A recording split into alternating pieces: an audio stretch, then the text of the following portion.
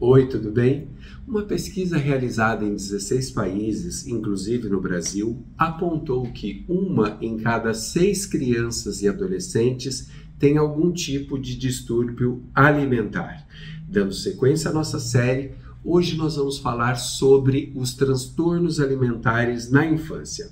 Eu converso com a psicóloga Brenda Brandão. Ela é pós-graduada em terapia cognitivo-comportamental e distúrbios da aprendizagem e fala conosco de Guarapuava. Tudo bem, Brenda? Tudo bem, e você? Eu estou bem, obrigado. Quais são os principais transtornos alimentares que podem surgir ali na infância? Os principais transtornos alimentares que a gente costuma ver na infância é o transtorno de TARI, né? Que é o transtorno alimentar restritivo e evitativo. Um transtorno de pica, como é conhecido, né?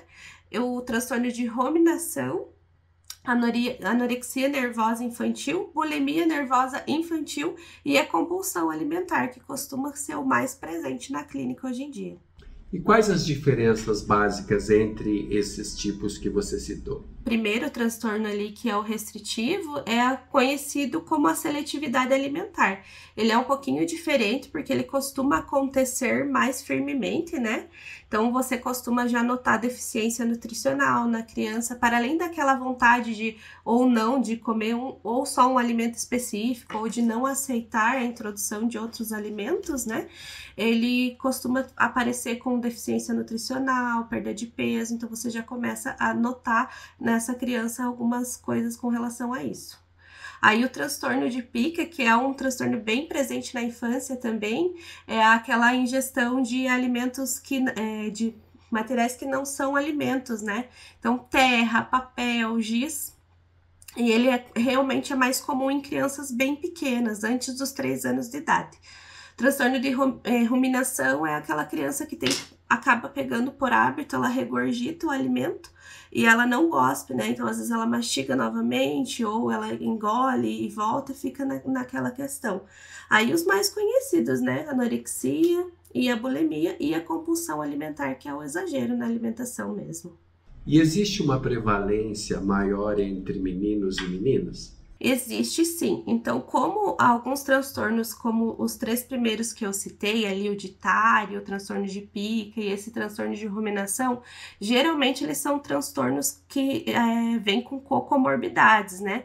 Então, por exemplo, o transtorno de pica, ele é muito presente, às vezes, em crianças que têm alguma questão cognitiva ou até mesmo autismo, né?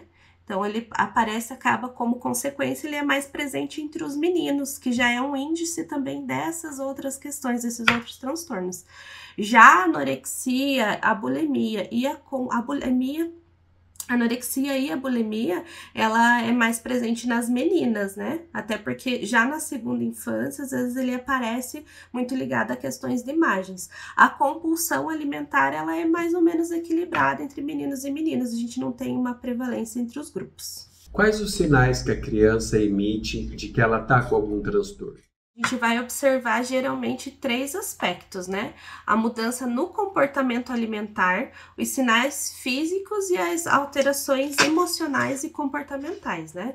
Então, quando eu falo de comportamento alimentar, preciso entender se essa criança tem mastigação excessiva, se ela passa a se recusar a se alimentar de alguma forma, se tem a questão da regurgitação ou da ruminação, né? Então, também nos sinais físicos, perda de peso, dores no estômago, fraqueza, tontura, né? Problemas sérios ali com desgaste até do esmalte do dente. A bulimia, geralmente, ela é visualizada dessa forma, né? A gente começa a perceber o desgaste no esmalte do dente, principalmente ali na pré-adolescência, né?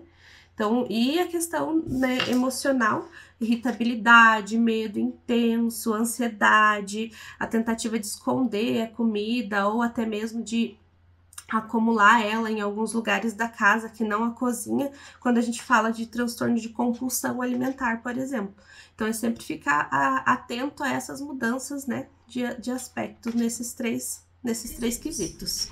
Brenda, e quem que costuma perceber isso primeiro? São os próprios familiares? É a partir do momento que a criança começa a frequentar uma creche ou já uma escola que os professores, alguém de fora do ambiente, acaba percebendo? Geralmente, os pais e cuidadores são as pessoas que notam isso, principalmente quando a gente fala da infância, né? Então, na primeira infância, segunda infância, os filhos ainda estão mais próximos dos pais ou dos cuidadores responsáveis. Geralmente, são eles que notam essas mudanças. Mas a gente considera o grupo mais importante, né?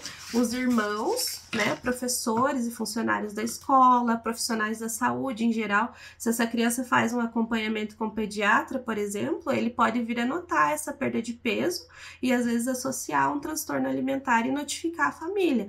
Na questão das crianças e pré-adolescentes, na casa dos 8, 9 anos, os irmãos e amigos também já passam a ser mais presentes e às vezes eles sinalizam que essa criança não está lidando bem com a alimentação de forma geral. Então, na primeira infância, os pais, mas a partir do momento que essa criança já tem um pouquinho mais de idade, a gente expande um pouco mais esse grupo. A anorexia, ela aparece de formas diferentes dependendo da idade. Como que é caracterizada na primeira infância, na anorexia infantil? Na primeira infância, a gente percebe uma recusa, né, do alimento persistente, a falta de apetite constante, a perda de peso ou o crescimento abaixo do esperado, né, a ausência de interesse pelo alimento em si, né, o conflito na hora das refeições. Então, geralmente, aquela criança que tem aquela força na hora de comer mesmo, né? Não come, começa a gerar transtorno com os familiares, inclusive isso é um agravante pros casos, né? E irritabilidade e fadiga, porque como consequência da falta de nutrição, a gente vai perceber esses sintomas bem severos, né? Uma criança sempre cansada e com bastante irritabilidade. E a questão do corpo, né? A perda de peso mesmo. E na segunda infância? Na segunda infância, a gente já tem a anorexia associada, talvez, à aparência corporal. Na primeira infância, essa criança ainda não tem a questão do corpo magro ou de um corpo acima do peso. Então, geralmente, ela vem mais de traumas. Mas na segunda infância, já fica mais evidente a questão ou de um comportamento compensatório, né? Eu quero evitar comer, ou de uma prática exagerada de exercícios físicos, né? E já parece bem clara a preocupação com a minha aparência, então, ou não engordar, né? Que a gente fala da dismorfia corporal mesmo. E quais as principais causas desses transtornos? A gente costuma levar em consideração alguns fatores, né? A gente considera o fator biológico primeiro, que é a questão talvez genética, se eu já tenho um histórico de transtorno familiar na família, eu preciso estar mais atento a isso. Algumas condições médicas também, em geral, né? Isso não só falando da anorexia, mas de todos os transtornos, né? Então, deficiências nutricionais, alterações neurológicas, a gente tem que estar sempre atento a isso. Fatores emocionais, né? Então, se eu tenho um trauma muito ligado à questão da alimentação, provavelmente eu possa desenvolver algum transtorno alimentar mesmo. Ansiedade, medo, e a criança costuma depositar muito na alimentação, ela reflete muito o estado emocional dela na alimentação. E aí a gente também tem os fatores familiares e ambientais, então como é feita a introdução alimentar dessa criança, né? Como eu ofereço, como eu ensino ela a se alimentar, e também os fatores sociais e culturais, né? O Brasil é conhecido aí por exigências de padrões, principalmente femininos, né, de corpos, e acho que as crianças têm acesso a isso muito cedo. Então já começa a aprender que existe um padrão, né, em tese, e começa a ficar mais preocupado com isso. Então, também questão de compulsão, crianças ansiosas que não têm uma qualidade de vida, acabam descontando isso também na alimentação. E o diagnóstico, Brenda, ele costuma ser feito por um profissional só ou é recomendado que tenha uma equipe multidisciplinar? Então, a recomendação é que sempre seja feito com uma equipe multidisciplinar, né? Então, a gente vai ter o pediatra dessa criança, provavelmente um psiquiatra infantil, um psicólogo e um nutricionista. Então, tem que ser acompanhado como um todo, porque você vai mexer com o comportamento, com o emocional da criança, mas também da família que vai precisar desse suporte. Uma criança com transtorno alimentar vai necessariamente ser um adolescente ou um adulto com transtorno? Não é uma regra absoluta, né? Então, a criança, se ela for bem acompanhada e bem assistida nessa fase da infância, se demonstra o transtorno, provavelmente ela não precise necessariamente passar por esse transtorno de novo. Claro que existe, sim, uma possibilidade de voltar, né? Algo que vai sempre precisar ser revisto, mas não é uma regra que ela vai ser para sempre, né? Uma pessoa fadada a ter esse transtorno. E, em linhas gerais, como são os tratamentos? O acompanhamento é feito de maneira multidisciplinar, com psicoterapia, com nutrição também, né? O acompanhamento médico. É necessário a gente observar essa criança como um todo. Como eu falei lá no início, o transtorno ele pode estar acompanhado de outra comorbidade, então, às vezes, o autismo, uma ansiedade muito persistente que acaba compensando, uma questão com a autoestima, então, sempre acompanhar com psicoterapia, entender integralmente essa criança, como ela está funcionando, de onde vem, né? E tentar alinhar um plano terapêutico adequado para ela, né? Lembrar que cada caso é individual. Brenda, obrigado pela entrevista. Eu que agradeço a oportunidade, sempre me encontro à disposição e queria indicar 2 filmes que talvez sejam meios rápidos e descontraídos de falar sobre esses temas, né?